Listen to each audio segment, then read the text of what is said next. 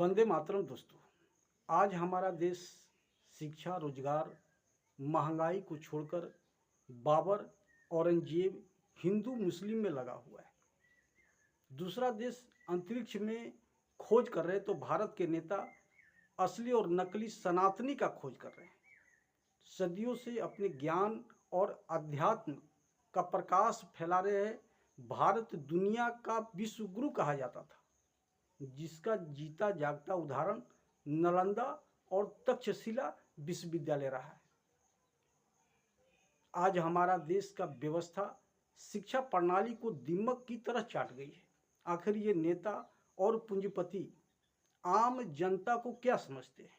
अपने बच्चे के लिए साहब बनने वाला स्कूल, गरीब जनता के लिए सड़े गले स्कूल, जहाँ न पानी है, न टॉयलेट है, न भवन है, न प्रयोगशाला, न शिक्षक है, न किताबें।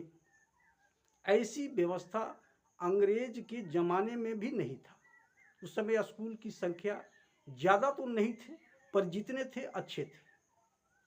आज से 40-50 साल पहले जितने स्कूल थे और जो थे उनमें से 95% बच्चे सरकारी स्कूलों में जाते थे।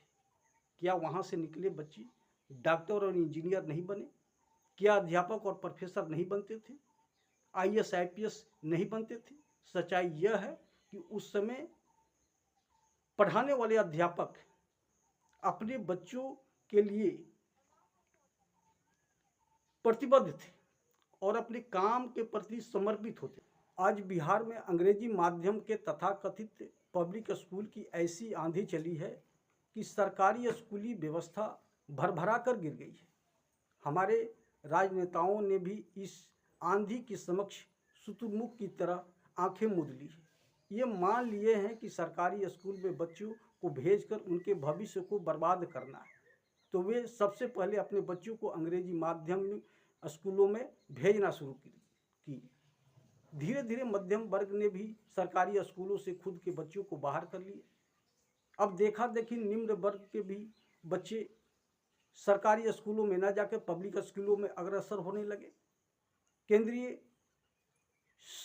केंद्र सरकार ने अपने कर्मचारियों के लिए केंद्रीय विद्यालय खोल दी।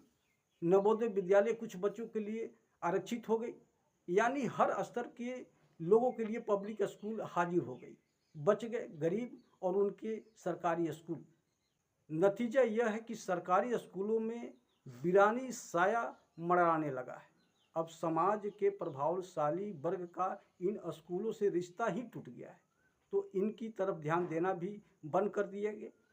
सस्ती वाहवाही लूटने के लिए नेता धड़ स्कूल खोलने की घोषणा करने लगे।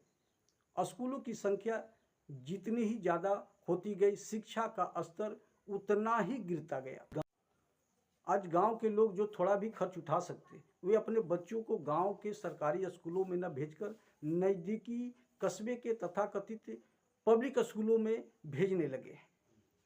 लेकिन याद रहे, आज का शिक्षा माफियाओं के हाथों में चला गया है। 2000 साल पहले तक भारत में शिक्षा व्यवस्था, चिकित्सा व्यवस्था और न्याय व्यवस्था विश्व में सर्वोत्तम मानी जाती है। हमारी शिक्षा, चिकित्सा और न्याय व्यवस्था नो प्रॉफिट नो लॉस पे चलती है। आज सबसे ज्यादा लूट शिक्षा, चिकित्सा और न्याय व्यवस्था में चल रही है। इस समय स्कूलों में एडमिशन हो रहे हैं, लूट चल रही है स्कूलों में। सब लोग इस लूट से परेशान है। किताबों में लूट, यूनिफॉर्म पे लूट, फीस में लूट, एडमिशन के नाम पे लूट। एडमिशन फी एक बार लगनी चाहिए, लेकिन स्कूल में हर साल एडमिशन फी लगती है। और ये सब कुछ शिक्षा विभाग को पता है, शिक्षा मंत्री को पता है, सरकार को पता है, शासन को पता है, कलेक्टर को पता है, सबको पता। ये जो कोचिंग माफिया है, जो शिक्षा माफिया है, जो किताब माफिया है, ये जो स्कूल माफिया है, इन्होंने पूरे सिस्टम को हाईजैक कर लिया है और शासन प्रशासन देख के चुपचाप खड़ा है। आम जनता के पास कोई रास्ता नहीं। जो किताबें NCERT की 50 रुपए की मिलती है, सेम वही किताब, वही सिलेबस, उतने ही चैप्टर प्राइवेट पब्लिशर 500 रुपए में बेच रहे हैं। 10 गुना ज्यादा रेट। मध्य प्रदेश में एक अच्छी घटना हुई है। जबलपुर के DM ने इसका संज्ञान लिया है कि उन्होंने सभी स्कूलों से कहा भैया NCERT किताब लागू करो। उन्होंने लागू किया और उसका फायदा ये हुआ कि कम से कम वहां के पेरेंट्स को थोड़ी सी आराम मिल गया। लेकिन ये व्यवस्था पूरे देश में होनी चाहिए। केवल जबलपुर में क्यों? केवल एक कलेक्टर ये काम क्यों करे? ये काम तो शिक्षा मंत्रालय का है। ये काम केंद्रीय शिक्षा मंत्रालय का भी है और राज्यों के शिक्षा मंत्रियों का भी है। मेरा मानना है भारत में, चलो ठीक है, एजुकेशन को हमने व्यापार बना दिया, लेकिन इतना भी व्यापार नहीं बनाना चाहिए जितना आज की डेट में हो गया। भारत में शिक्षा व्यवस्था निःशुल्क थी पहले। शिक्षा, चिकित्सा और न्याय व्यवस्था निःशुल्क। आज शिक्षक, चिकित्सक और हमारे जज मोटा पैसा वसूल रहे हैं। तो ये जो तीन व्यवस्था हमारी जो दुनिया की सर्वोत्तम थी, आज की डेट में वो गर्त में चली गई है।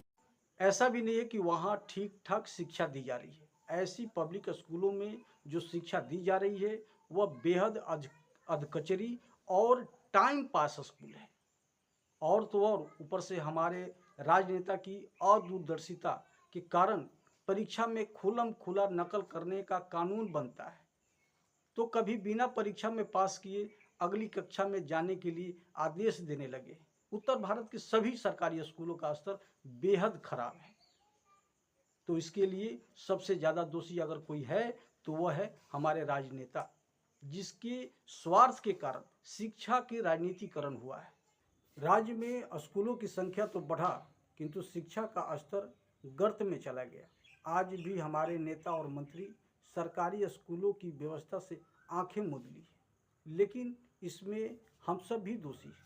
दिन पर दिन सरकारी शिक्षा का स्तर गिरता गया और हम देखते रह गए। इस गिरते व्यवस्था के प्रति आवाज़ उठाने की बजाय हम जाति और पार्टी के नाम पर वोटिंग करते रहे। इस गिरते हुए सरकारी शिक्षा व्यवस्था पर कभी हमने अपने पार्टी और अपनी जाति के नेताओं से सवाल नहीं किया। मैं आपसे निवेदन करता हूं कि आप 2025 के चुनाव में राज्य के सरकारी स्कूलों की शिक्षा व्यवस्था पर अपनी जाति और पार्टी के नेताओं से प्रश्न अवश्य करें।